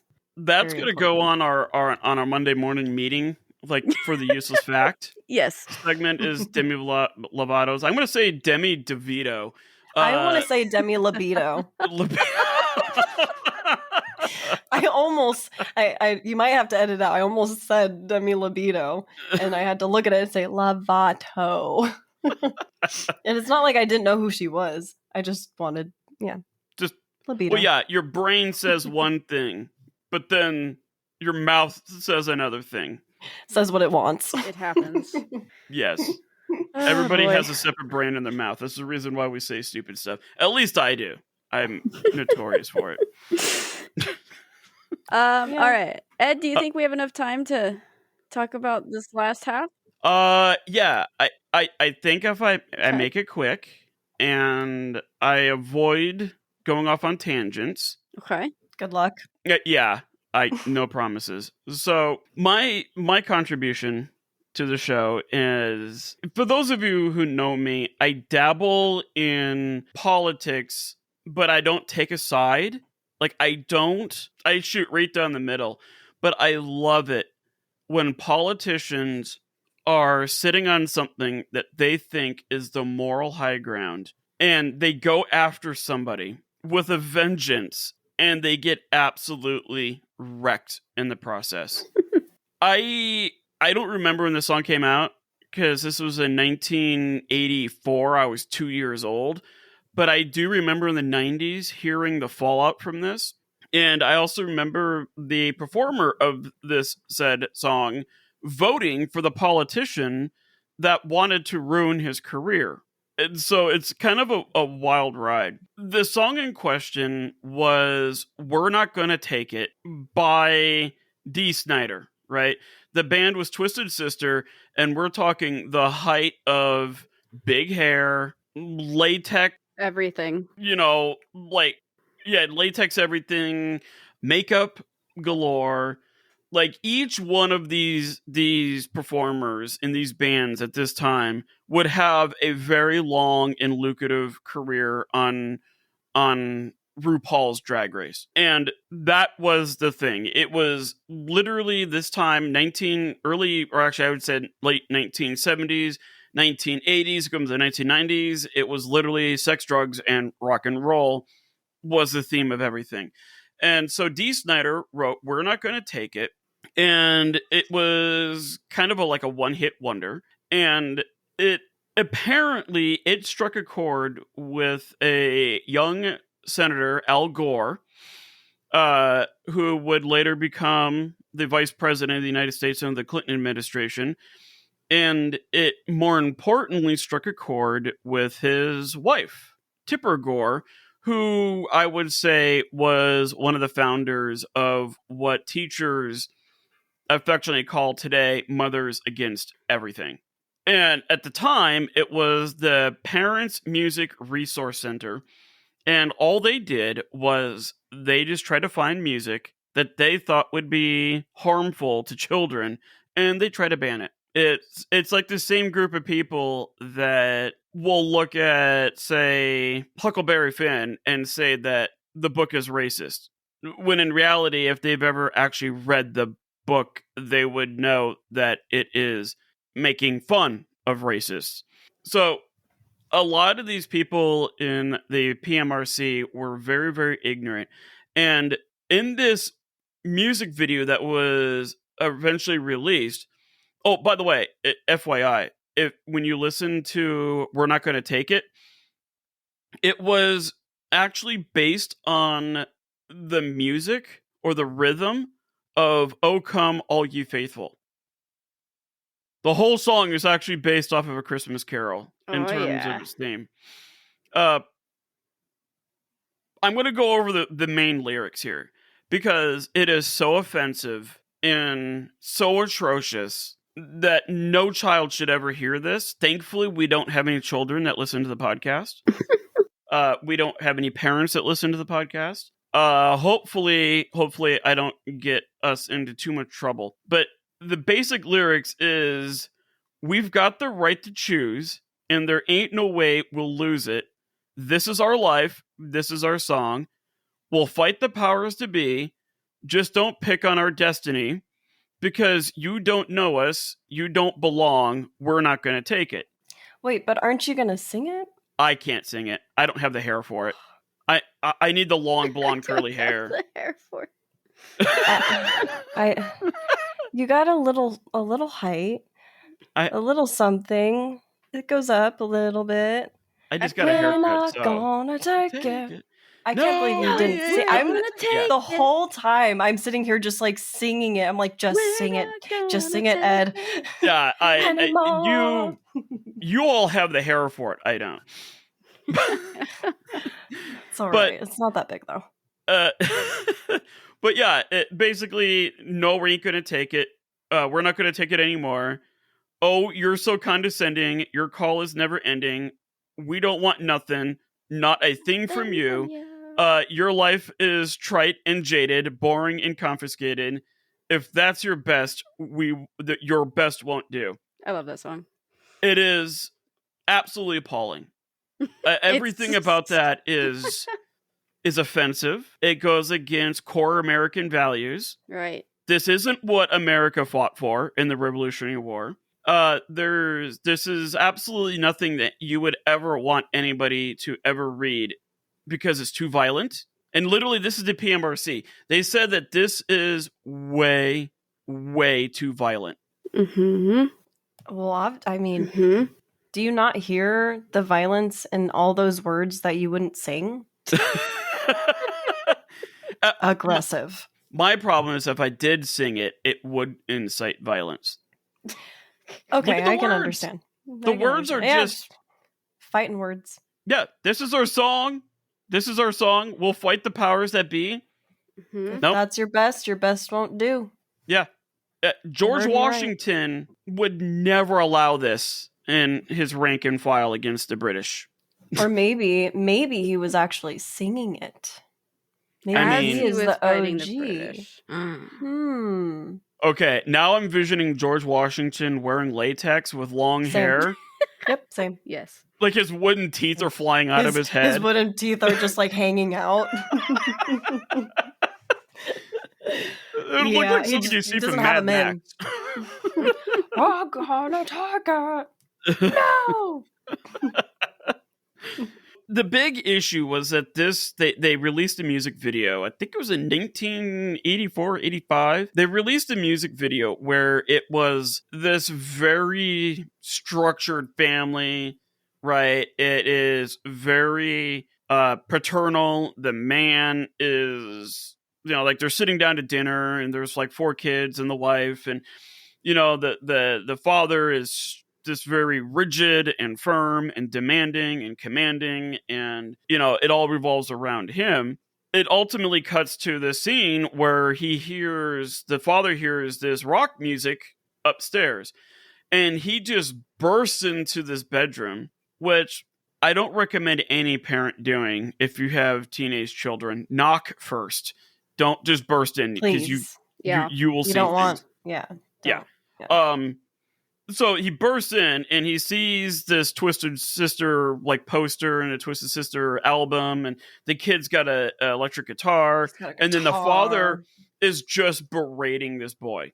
And then eventually the boy snaps and he hits the guitar, and then the dad flies out the window, like total Wile E. Coyote style, like just over the top, flies out, lands on his back out in the front yard, and then it starts this whole thing where all the children turn into the band members of Twisted Sister, and the whole house just turns into chaos. That spin was a lot. When they like do the spin, it's like, yeah. Oh yeah, well, that's a lot. Yeah. Yes. Fun fact, that was my karaoke song. I was like 12. That's my favorite is when the dad is like trying to get into the dining room area, yes. And then each band member is opening the door and they're just slamming the dad into the wall. Mm-hmm. I like the veins that come out of his neck when he's like, what are you gonna do with your life? Yeah, just like that. That's when music videos were actually good. Yeah, well, yeah, when you actually had like acting, a story.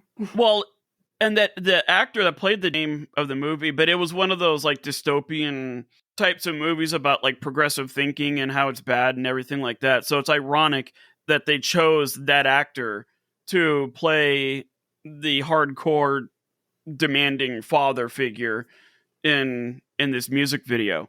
Are you talking about Animal House? Yes. I think it was Animal House. There's the Heavenly. Yeah, well, yeah, that's from the 70s. Sorry, I'm looking it up. Yeah. I wasn't around at that time. So me either. Yeah. So, yeah, you were still 23 chromosomes at that time. I was So was I. I was swimming in a whole different realm at that time. So basically put, this music video released, and this was like the tipping point for like Al Gore and the PMRC, or the Future Moms Against Everything. And they basically held this congressional hearing because what Congress wanted to do was basically ban this music. They wanted to censor it. They wanted to make sure that nobody had access to it, which is beyond unconstitutional. It is, yeah, it's a riot to think about what it is they wanted to do. So they put together a list. The PMRC put together a list that was known as the Filthy 15, which some of this included like Prince's Darling Nikki, Madonna's Dress You Up, and Venom's Possessed, among other titles. And the idea was to like basically get these people off the air. It was a mess. And so they had the music artists had people show up. They kind of voted on having people come in and speak to Congress. One of them, what was it? It was, they had, what was it? Frank Zappa. And then they had John Denver. And then most importantly, they voted to have Dee Snider from Twisted Sister all speak to Congress. And it's so funny because Frank Zappa and John Denver, they came in wearing like nice suits, ties, and all that stuff. They looked presentable. Not Dee Snider. He's such a legend for this. Yeah, he shows up. He's got his big hair, and he even says in a documentary, he's like, "Yeah, I dressed up a little, but I didn't want to go over the top." He's like got his big old blonde fro hair going on. He said, "I wore a little mascara and a little bit of blush to this, but not too much." Big old huge sunglasses. He's wearing a sleeveless denim jacket with a white tank top, and he's rocking just like tight-fitting blue jeans and cowboy boots. He shows up to this hearing. Everybody that preceded him, they had like a folder, right? They had their presentations or their speeches brought up, typed up neatly, and all that stuff. No, not Dee Snider. He reaches into his back pocket. He plunks down on the chair before he plops down on the chair before the senators do, because in etiquette, with the senators are standing, you stand. Then they'll say the senators be seated, then they seat, and then you seat. Nope, he just plopped into a chair, pulled out his back pocket. This speech is amazing. They actually have it on YouTube. It like, you don't expect this out of a guy like this. You don't expect a speech like this from anybody wearing just a little mascara, and like just yeah, you don't expect it. And the faces on the people, including like Al Gore, were absolutely blown away. And I'll read an excerpt here. I'm not going to sing it, right? Because it's not a singing part, folks. Bummer. This letter was a formal response to the PMRC's petition of the RIAA. The only part of this document that I do not support is Mr. Gordakov's unnecessary, unfortunate decision to agree to a so-called generic label on some selected records. In my opinion, this should be retracted. Since I seem to be the only person addressing this committee today who has been a direct target of accusations from the presumably responsible PMRC, I would like to use this occasion to speak on a more personal note and show just how unfair the whole concept of lyrical interpretation and judgment can be, and how many times this can amount to little more than character assassination. Such a legend. That is not something that you would expect out of a guy like this. And like, if you watch the video, the whole crowd is silent. The reporters are silent. The senators are silent. They were not expecting this to go down. So they showed up that day fully prepared to be like, okay, yeah, we're going to take down this punk rocker. We're going to destroy his reputation, and we're going to ruin all of this. Yeah, they thought it was going to be a circus. Yeah, they thought this would be a quick kill. Like, this guy is going to sink his own boat. And one of the questions was that Al Gore, he brought up a song, I think it's called Under the Knife. Al Gore is like, he kind of read off some of the lyrics. And do you think it's possible that somebody could interpret these lyrics as sadomasochism, bondage, or rape, or anything of that nature? And Dee Snider, he's very calm. He's like, nope, I understand. He goes in to explain that the theme behind Under the Knife, it was about one of his band members needing to get throat surgery. And it was like the process of like retaining him and then drugging him so he can't move, and knocking him out so that, he's asleep while they're operating on him. And then he makes a statement that I think just wrecks Al Gore and Tipper Gore. At the very end of it, he's like, okay, when we look at the song, all music is what you are looking for, right? You can look at music any way you want. If you're looking for something in music, you will find it. And so Miss Gore was looking for sadomasochism and looking for bondage and looking for rape, and she found it because that was what was on her mind the entire time. And it's like, oh. And it's so funny because you can, like, you see the camera pan over to Al Gore, and Al Gore is just sitting there, and he's like, moving on. because this punk rocker just totally trashed his wife. This prim, proper politician's wife, and she just got called out for being interested in all this crazy deviant behavior. And then, it goes on for like 30 some odd minutes. Like, he lays out, like, you're right. I don't want my kids listening to certain types of song. And if a kid is listening to certain types of music that parents disagree with, then that is the parents' fault, not the band's fault. Yeah, they brought up stuff like they tried to go after him for the t-shirts that Al Gore was bringing up. And Snyder was like, as for the t-shirts, none of those in our lineup. We've never made a shirt like that. And you can tell that the shirt that you're holding up has been clearly altered for the purposes of this hearing. And he just roasts Al Gore one after another. And I guess I'm looking through here. Yeah, Senator Rockefeller and the vehemence with which you attacked Senator Gore's wife.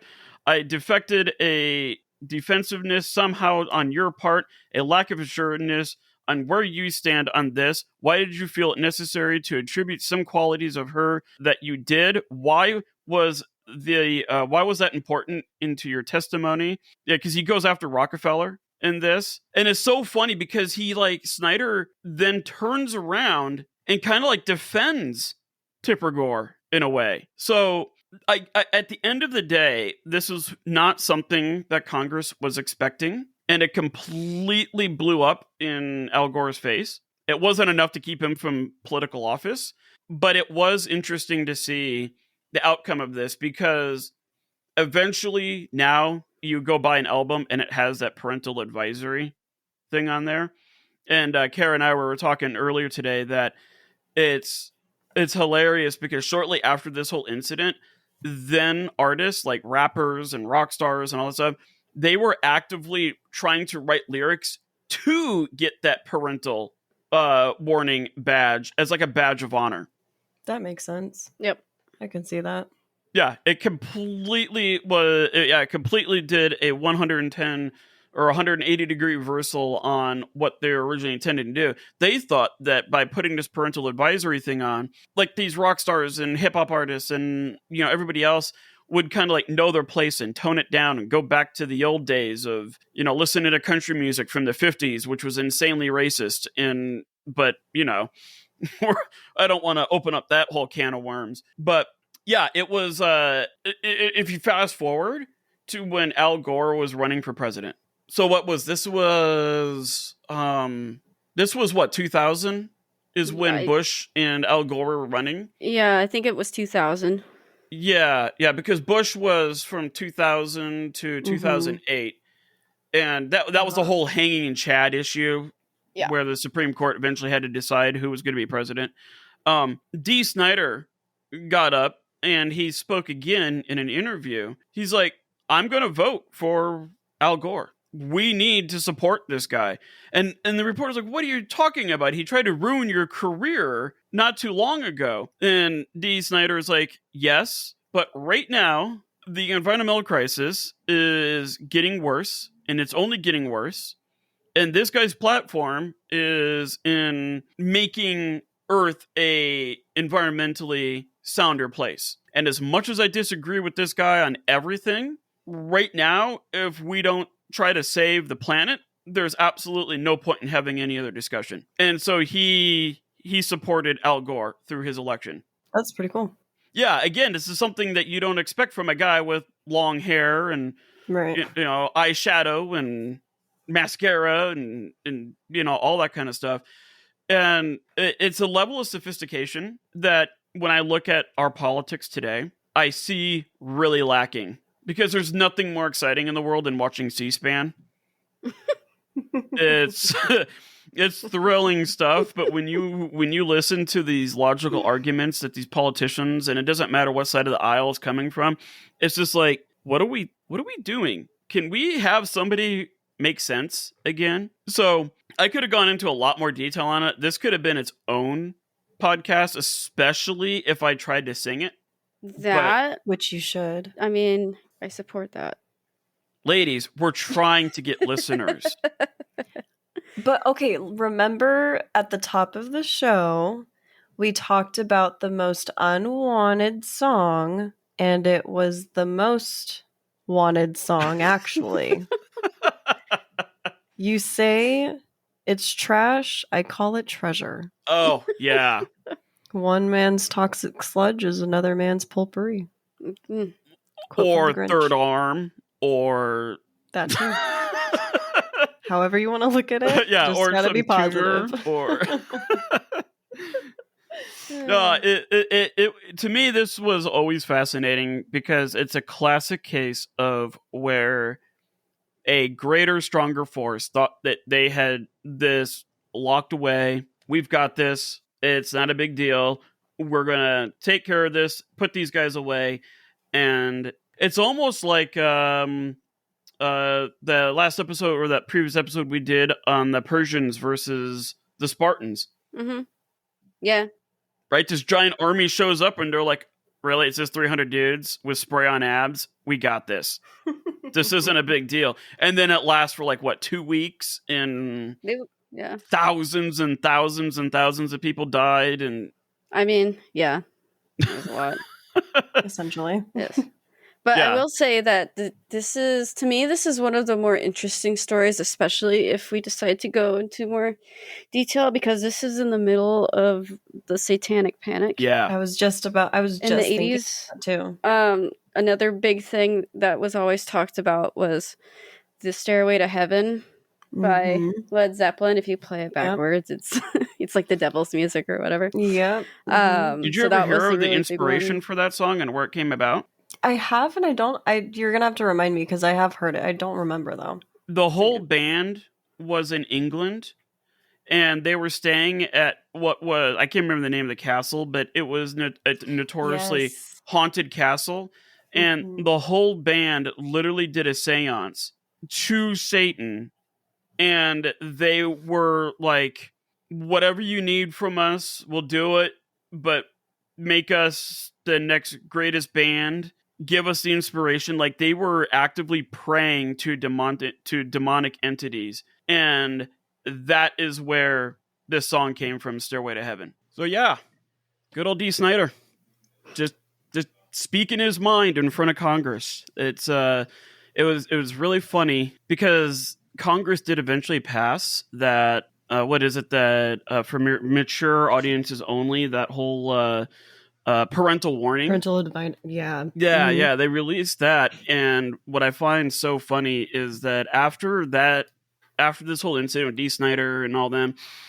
I find it really funny then, like, every musician afterwards did everything in their power to earn that parental advisory moniker, which I thought was kind of funny. It's like, yet again, here's an example of a bunch of politicians trying to regulate something that they have absolutely zero business being in, and then wondering why it's backfiring.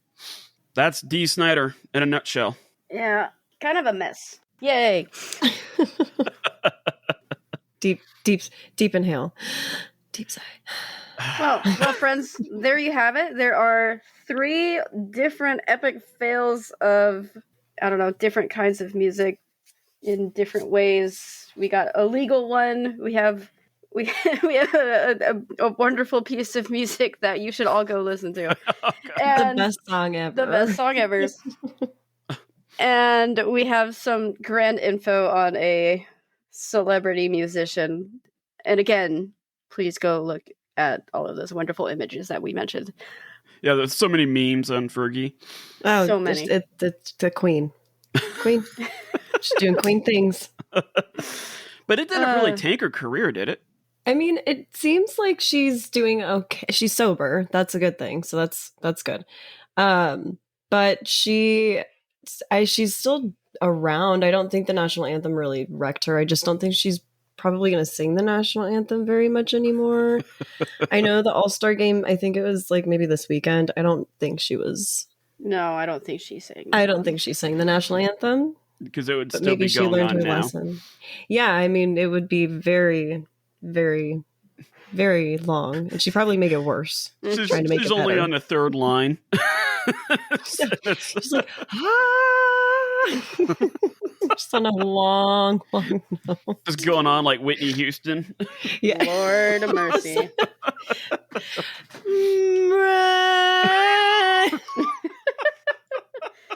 Beautiful. On that note, literally on that note. I did play that Unwanted song. Did you? For my wife, yeah. How'd she take it? She said it caused PTSD. Wow. Yeah. How? Because she was she was always into concert orchestra and all that kind of stuff. And she said that whole thing reminded her of a bunch of teenagers just walking into the orchestra room and they're all playing different songs on their instruments. And it's just this cacophony of noise. It's like, I get that. Nope, that's not wrong. I think they did that and like overlapped all of those noises on top of each other as well. Like just a big loop of noise. But yeah, walking into like band when I was in 6th grade playing the clarinet with 7 other people playing a clarinet and then I can hear the PTSD now. Thank you. I feel like your wife's definitely not the only one who has that feeling.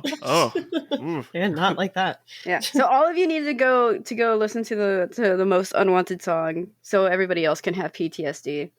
We all need to. We can all be trauma bonded. Share. Yeah. Trauma bonded. Perfect. Love it. Ed, do you have anything in the pipeline coming up next? I'm working on a project. We were discussing this not too long ago. There was, I think it was a oil tanker. It's like the Torrey Pines or something like that, where this gigantic oil tanker tried to cut corners by going through like between two islands outside of the British Isles. They were running behind, and so they tried to cut a corner literally, and like all these fishermen were out there watching this giant oil tanker. Like, don't do it. You don't want to do it. You're going to run ashore. And yeah, there was like a whole chain of command that fell apart, that like literally the back end of the ship didn't know what the front end of the ship was doing, and it turned into one of the largest civilian naval disasters in, I think, in all of British history, because it leaked all that oil out everywhere. And yeah, it was the captain. He was an Italian guy. He had to be institutionalized. He was so beat up over this. Like, yeah. Nice. Yeah, this is a big one. So I've got to polish up into my naval terms and start sounding like Lord Horatio Nelson, and beat the quarters on the poop deck. And you're gonna confuse me real quick then. Me too. Yeah, aft, starboard. You've already lost me. I was watching a documentary on I think it was the HMS Majesty. That was like the ship of the line of the British fleet, like the flagship. And they had names for every rope, every level, every mast. Like, it all had very, very specific names. And after 44 minutes, I couldn't even tell if I knew English anymore. It was so confusing. No wonder why it took decades to be a captain, or to get to the rank of captain on one of these ships. Like, they would bring orphans on when they're like 8-9 years old, and then they'll be a captain when they're 30. Like, how the heck are you supposed to know all this crap? You become a captain on your deathbed. Yeah. You become captain and then you die 2 days later. So yeah, that's what I'm thinking. I'm working on. Did you have anything? Nice. I have a couple things in mind. I'm trying to figure out how to frame one as an epic fail, just because it's just a weird piece of history that I like, not really a failure of something. But yeah, I mean that one is about the dancing plague of 1518.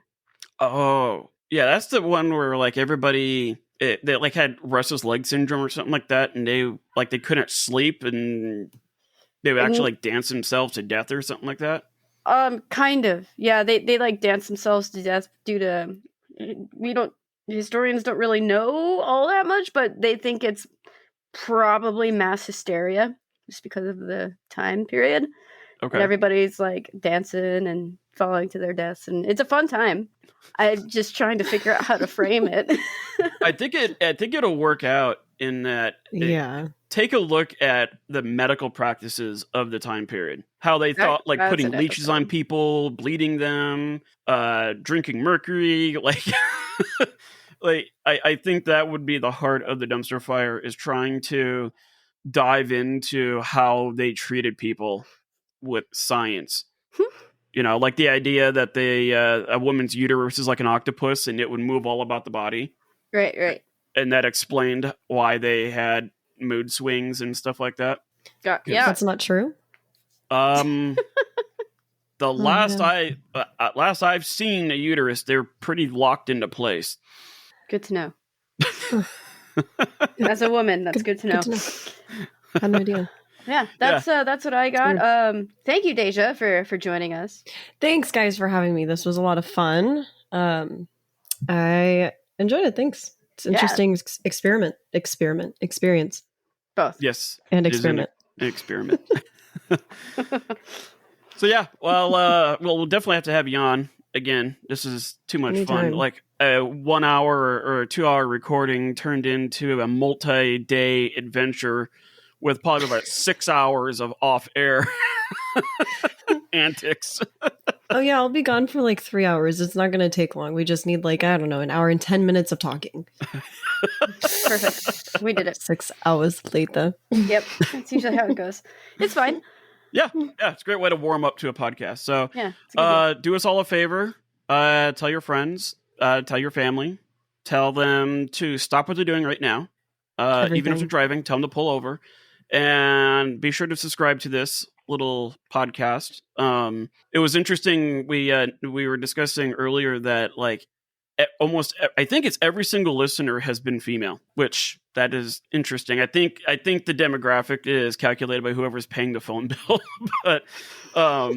but yeah, we got a lot of women out there. We still got our British guy out there. And I found out that we are in the Dominican Republic. We are on the top 289th tier of history podcasts in the Dominican Republic or something like that. Go us. I am proud of you. Yeah. Air is getting pretty thin up here. You know what? Flying high, keep going. Right. So doing great. Yeah, make sure you tell everybody about it. I found too that helps a lot of people is people know about podcasting, but they don't know how to actually access it. So I will actually take somebody's phone and I will go to like iTunes or I'll go to Spotify, find it. And I guess I could be extra evil and take their iPhone and basically find the podcast on Amazon, hit subscribe, find it in Spotify, subscribe. Like just in case it doesn't work on this one. Yeah, you're going to get like 18 notifications that there's a new episode. Perfect. But yeah, don't be afraid to actually take somebody's cell phone and do that. It's you'd be shocked at like you tell somebody about a cool podcast you're listening to, but that's usually never enough. You like have to physically show them on their phone where it's at. And it's right here. Yep, it's right here. We come up everywhere. So and I'm still working on getting the whole Patreon thing set up. Try to beg and plead for money because there is no shame in groveling for money. So yeah, that's fine. Yeah, we'll let you all know when that comes on. So, but yeah, good time, great solid week of trying to fix this thing, and we did it. We did it. We made a thing. Now it's time to edit. And we'll talk to you guys next time. Alrighty, y'all. You keep it a hot mess. Bye. Bye. I tried to scream, but my voice was gone. And I stole every part of me I used to